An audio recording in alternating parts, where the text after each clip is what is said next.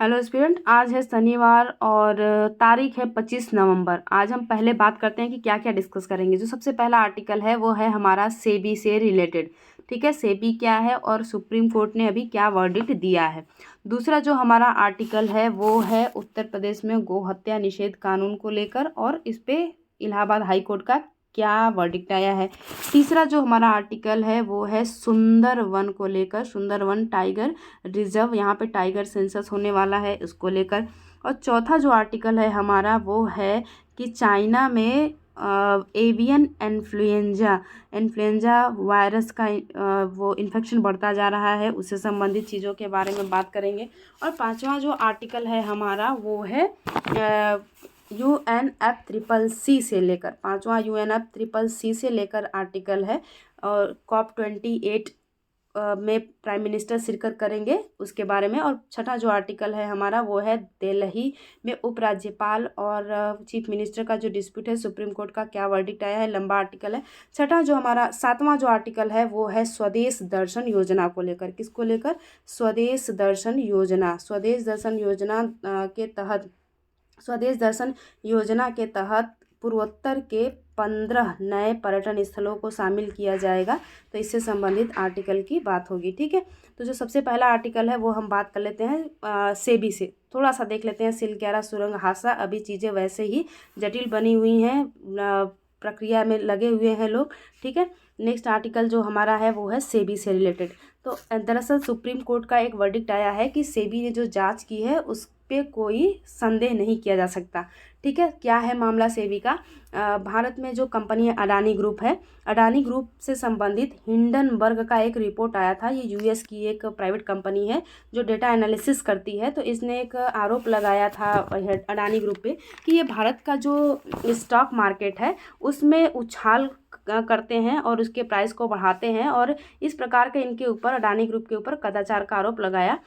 ऐसा हुआ 24 जनवरी सन 2023 को, जिसकी वजह से अडानी ग्रुप का शेयर बहुत तेज़ी से लगातार गिरने लगा। तो अब चूंकि ये बहुत बड़े इकोनॉमिस्ट हैं, देश की इकोनॉमी में इनका योगदान है, तो सुप्रीम कोर्ट ने बोला कि भाई सेबी को कि आप इसका जांच करिए, क्योंकि जो स्टॉक मार्केट है उसको कौन रेगुलेट करता है? SEBI, security and exchange board of India, SEBI regulate करता है। ठीक है, तो अब सेबी के बारे में जानते हैं। तो सुप्रीम कोर्ट ने कहा है, तो सेबी ने जांच किया और जो रिपोर्ट दिया, तो उस रिपोर्ट के अनुसार सुप्रीम कोर्ट ने कहा कि इनके ऊपर जो आरोप लगे हैं कि ये करप्शन करते हैं और इसमें निष्पक्षता नहीं है, तो ये निराधार हैं, और सेबी ने जो भी काम किए हैं वो निष्पक्षता से किए हैं। और इसकी जांच के लिए सेबी की एक्सपर्ट कमेटी गठित हुई थी जिसमें 6 मेंबर थे। ठीक है, तो अब सेबी की बात करते हैं। SEBI, security and exchange board of India, इस संगठन की स्थापना हुई थी 1988 में। ठीक है, 1988 में। इसमें जो मेंबर होते हैं वो 1+8, और ये डिवाइड होते हैं 4+4 में। एक यहाँ चेयरपर्सन और 4 यहाँ के होल टाइम मेंबर और 4 ये पार्ट टाइम मेंबर हैं। ठीक है, अब सेबी, ये संगठन सेबी स्थापित हुआ 1928 में। जब ये स्थापित हुआ तो ये नॉन स्टैच्यूटरी बॉडी था, यानी कार्यपालिका के आदेश से। ठीक, फिर 1991 में जब इकोनॉमिकल रिफॉर्म आया, आर्थिक सुधार, जिसके तहत एलपीजी योजना आई, लिबरलाइजेशन, ग्लोबलाइजेशन और प्राइवेटाइजेशन, तो पूरे विश्व के लिए एक रास्ता खुल गया कि वो भारत में इन्वेस्ट कर सकते हैं। अब इस संस्था की जिम्मेदारी बढ़ गई, तो अब सेबी को स्टैच्यूटरी बॉडी बना दिया गया। स्टैच्यूटरी बॉडी, अब तो प्रेजेंट का ये जो स्ट्रक्चर है मेंबर का, ये प्रेजेंट का है। तो एक एक्ट आया, SEBI act. SEBI act, statutory body का मतलब ऐसी बॉडी जिसे पार्लियामेंट एक्ट के थ्रू पास करती है, बनाती है। ठीक है, तो एक स्टैच्यूटरी बॉडी बना दिया गया जिसे वैधानिक निकाय कहते हैं। ठीक, अब सेबी की जो रिस्पॉन्सिबिलिटी हो गई वो ये हो गई कि ये इसको प्रोटेक्ट करना है interest of investors in security market में जो इन्वेस्टर्स हैं उनके इंटरेस्ट को प्रमोट करना और सिक्योरिटी मार्केट को रेगुलेट करना, ये 2 काम करती है। इसके अलावा भी बहुत सारे काम है सेबी के। ठीक है, स्थापना कब हुई? 1992 में। मैंने आपको रिलेट कर दिया ताकि आपको चीज़ें याद रहें। अब नेक्स्ट आर्टिकल की बात करते हैं, जो है अफगानिस्तान का दूतावास। चूँकि सामान्यतः जो दूतावास होते हैं वो किसी भी देश की राजधानी में होते हैं, तो अफगानिस्तान का जो दूतावास था वो दिल्ली में था। तो तालिबान की सरकार के पास भारत सरकार का ये कहना है कि ये बहुत डिस्टर्बेंस क्रिएट करते हैं, तो इस वजह से इनके दूतावास को भारत में दूतावास का कामकाज बंद कर दिया गया। ठीक, नेक्स्ट आर्टिकल किससे रिलेटेड है? कतर से रिलेटेड।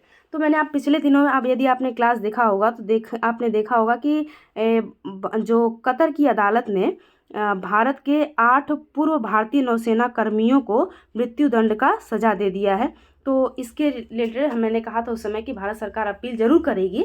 तो भारत सरकार ने कतर की अदालत में अपील करा है कि ये भाई हमारे यहाँ इन्होंने काम किया है, 8 ये कर्मी काम किए हैं और ये बेदाग इनका चरित्र रहा है, आप इस पर फिर से विचार करें। तो कतर ने इसको स्वीकार कर लिया है। कतर की बात करते हैं। कतर की राजधानी दोहा।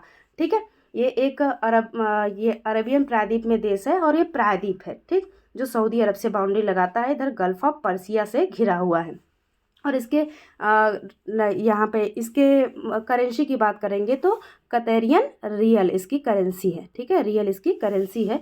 और ये भारत में इस्लाम को लेके थोड़ा सा नाराज़ भी रहते हैं, ये चीज़ें इनके साथ चल रही हैं। दिल्ली वाला मामला अभी डिस्कस करेंगे। नेक्स्ट जो इम्पोर्टेंट आर्टिकल है वो है सुंदरवन को लेकर, सुंदरवन टाइगर रिजर्व। तो 27 नवंबर से सुंदरवन टाइगर रिजर्व में कैमरों के साथ बाघों की गणना शुरू होगी। पिछली बार जब 2020-21 में गणना हुई थी तो 20-21 में कुल बाघों की संख्या वहाँ पे काउंट की गई थी 101। एग्जैक्ट नहीं पता चलता है क्योंकि बाघ जो है कुछ कहीं और ट्रैवल करने चले जाते हैं। ठीक है, अब सुंदरवन टाइगर रिजर्व की बात करते हैं। सुंदरवन जो क्षेत्र है वो इधर गंगा नदी जब बांग्लादेश में प्रवेश करती है तो पद्मा हो जाती है, और ब्रह्मपुत्र नदी जब बांग्लादेश में प्रवेश करती है तो जमुना हो जाती है। दोनों की संयुक्त धारा में एक छोटी सी नदी मेघना आके मिलती है, तो इसका नाम हो जाता है मेघना नदी। और ये जो डेल्टा बनाती है इस क्षेत्र में, जो बांग्लादेश और वेस्ट बंगाल में है, उसे सुंदरवन डेल्टा कहा जाता है क्योंकि यहाँ पे सुंदरी नामक वृक्ष बहुत ज़्यादा संख्या में है। और सुंदरी वृक्ष जो है ये एक मैंग्रोव वृक्ष है। मैंग्रोव वृक्ष यहाँ पे पूरे विश्व का सबसे बड़ा मैंग्रोव वन, पूरे विश्व का सबसे बड़ा मैंग्रोव वन कहाँ पे पाया जाता है? सुंदरवन में। और ये जो मैंग्रोव वन होते हैं ये आसपास के एरिया को साइक्लोन से रक्षा करते हैं। ये यहाँ के बायोडाइवर्सिटी में ये यूवी रेस से प्रोटेक्ट करते हैं बायोडाइवर्सिटी को। और ये सलाइन और फ्रेश वाटर का जहाँ संगम होता है वहाँ बहुत आइडल कंडीशन होता है इनके लिए। और इनके जो निमेटोफोर यानी कि इनके जो पौधे के जड़ें होते हैं वो लंग्स की तरह जकड़े हुए होते हैं, तो बायोडाइवर्सिटी में इनका बहुत रोल आता है। पूरे विश्व का सबसे बड़ा मैंग्रोव वन सुंदरवन है। और सुंदरवन एक टाइगर रिजर्व भी है, सुंदरवन बायोस्फीयर रिजर्व भी है। और भारत में कुल बायोस्फीयर रिजर्व की संख्या कितनी है? 18। और सुंदरवन इन्हीं बायोस्फीयर रिजर्व को यूनेस्को का एक प्रोग्राम है जिसे मैन एंड बायोस्फीयर रिजर्व कहा जाता है, जिसके तहत ये बायोस्फीयर को प्रोटेक्ट करते हैं। और इस जब मैप में कोई बायोस्फीयर शामिल होता है तो यानी कि वो ऐतिहासिक और सांस्कृतिक दृष्टि से बहुत महत्वपूर्ण है, जिससे पर्यटन की वृद्धि होती है। इस पर फंडिंग किया जाता है, इसकी बायोडाइवर्सिटी को बचाए रखने के लिए काम किया जाता है। तो मैप प्रोग्राम में भी सुंदरवन बायोस्फीयर रिजर्व को शामिल किया गया है। ठीक है, ये हो गया इनसे संबंधित। और इसमें पहले चरण में बोला गया है कि जो काउंटिंग होगी ये 27 नवंबर से शुरू होगी और इसमें 24 परगना का जो जिला है उस पर काम किया पहले वो हो जाएगा, ये काउंटिंग होगी। तो 24 परगना वही क्षेत्र है जो 1757 के प्लासी युद्ध में जब सिराजुद्दौला की हार हुई थी और अंग्रेज जीते थे तो 24 परगना ही सबसे पहले इन्होंने लिया था, वहाँ की दीवानी इनको मिली थी, तभी तो इन्हें राजस्व का चस्का लग गया था। ठीक, तो ये सारी चीज़ें मैंने आपको बता दी, इम्पोर्टेंट है। उसके बाद मैंने आपको कल के आर्टिकल में डिस्कस किया था कि जो एक्सरसाइज सूर्य किरण कंडक्ट होने वाला है, जो किसके बीच में होता है? नेपाल और भारत के बीच में। और ये उत्तराखंड के पिथौरागढ़ में 14वां संस्करण है, और जो 13वां हुआ था वो नेपाल में हुआ था, उत्तराखंड के पिथौरागढ़ में होगा। ठीक है, इसके बारे में मैंने डिस्कस किया था, कल वाला आर्टिकल में आप देख लोगे तो हो जाएगा। अब जो नेक्स्ट आर्टिकल है वो है दिल्ली में जो प्रॉब्लम है उसको लेकर। और नेक्स्ट जो भी आर्टिकल है, कल संडे है तो कल चीज़ें पब्लिश न्यूज़पेपर में अच्छी चीज़ें पब्लिश होंगी नहीं, तो जो बचे हुए आर्टिकल हैं वो कल हम डिस्कस कर लेंगे। Okay, thank you.